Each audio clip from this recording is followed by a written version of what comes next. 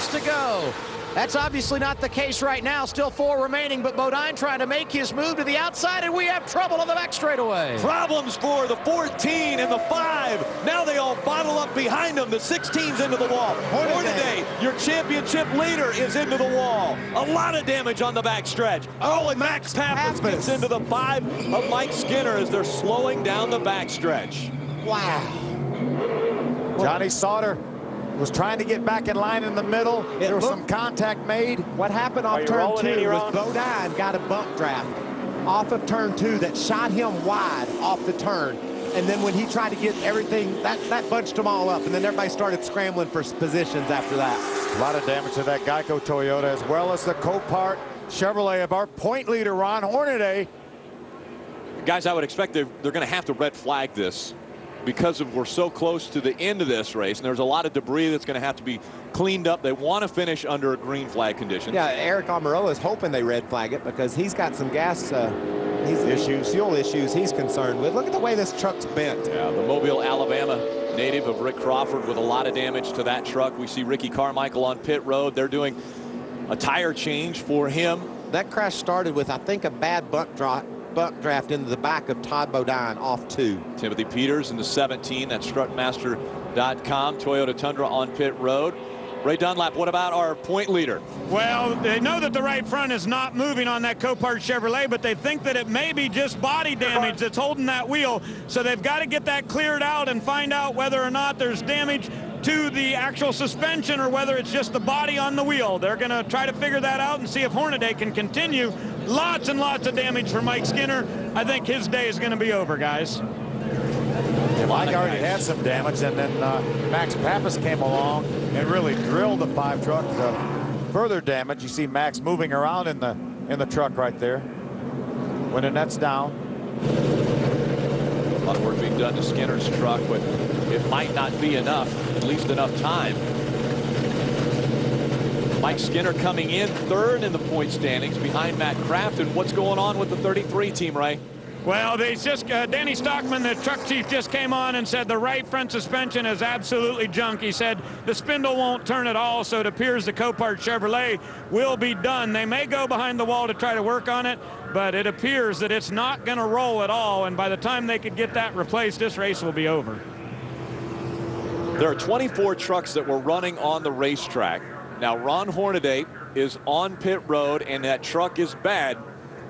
We've got a problem for Hornaday. Could this be the situation that Matt Crafton has been looking for? Obviously, bad news for Hornaday, good news for Crafton. Well, Matt Crafton knew that Ron Hornaday was going to have some sort of trouble to get back in contention. Right now, Ron Hornaday probably will fall back to about the 24th position, something like that, and that's going to allow Matt Crafton to gain points. But I tell you, with 3 races to go after here, that's still a pretty big hill to climb.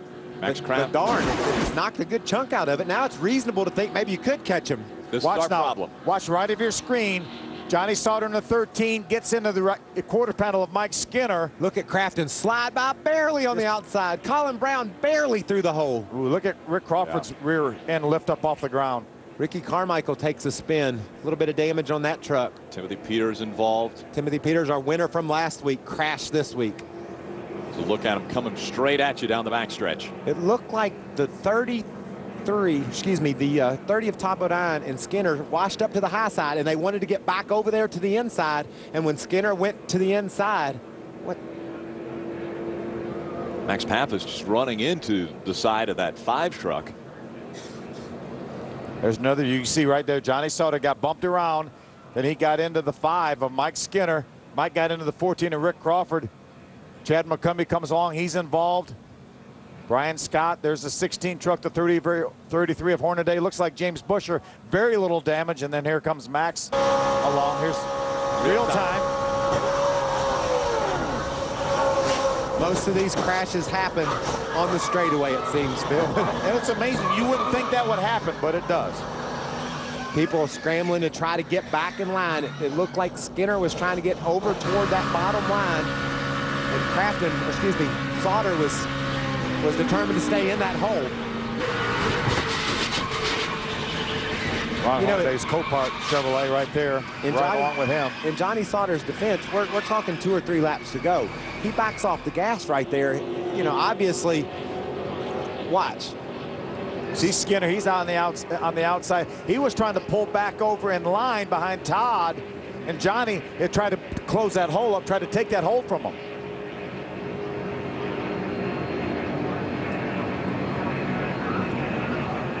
Take another look. This is real time. That's just, I mean, it's really difficult to assess exactly who to blame that on. I mean, Skinner was trying to pull over a little bit. Johnny was in there a little bit. They got together and it caused a big crash.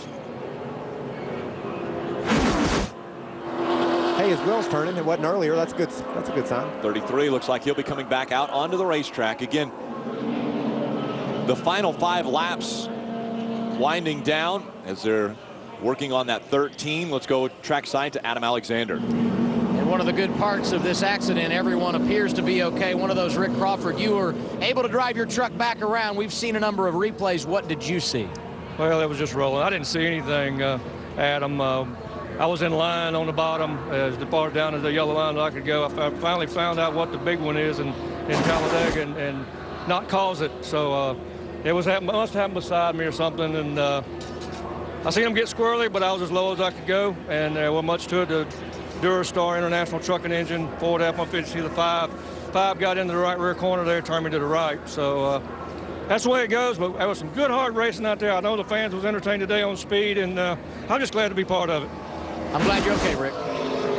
That was Appreciate everything. Thank you. That was a great view because Todd Bodine got a bump from Mike Skinner. It turned him sideways. That moved them up the racetrack. And it also slowed all their momentum. The bad bump draft off turn 2 started that, and it didn't materialize. The wreck didn't materialize until they got on down the straightaway a little bit. It caused them their momentum, and then they all tried to get back over to the inside, and there just was too many trucks. And Johnny tried to take up that hole in the middle of the racetrack that they left when they slid up the racetrack. And then Mike Skinner tried to get back in line behind Todd, and that's where the initial contact came that caused this accident. You see a couple of the trucks, Chad McCumbee and Max Pappas' trucks being pulled back by behind the wall into the infield. There's the 5 of Mike Skinner, that PC Myler navigator on pit road. Bobby, got to get it up. Come on. Here's the radio communication as they're working on that truck. And really, obviously, there's no chance that this truck is going to win, but they want to get it back out there in contention at least for laps to finish because they're 3rd in the points, and it could be a big point day for them. Yeah, and that's what they do. That's what all these guys are going to do. They're going to try to get these things fixed, get back out there, get the best finish they can. Let's take another look at from the blimp. Watch this bump right now coming from the 5 to the 30. Remember, they're right tucked down. Watch the 30 go to the right. Yeah. Right he gets there. sideways now, and Skinner follows him. Johnny's going to try to take that hole up in the middle. Skinner's just trying to get back in line behind the 30, and that's where the initial contact came. And around they go. Numerous trucks involved in this one. You can see 8 of them right there. And Max Pappas in the 5. You see him. I'm not so sure what happens here. Max Pappas looks like he was under control. Looks like he got back in the throttle to try to get back around here. There's another view. You see Johnny wiggling.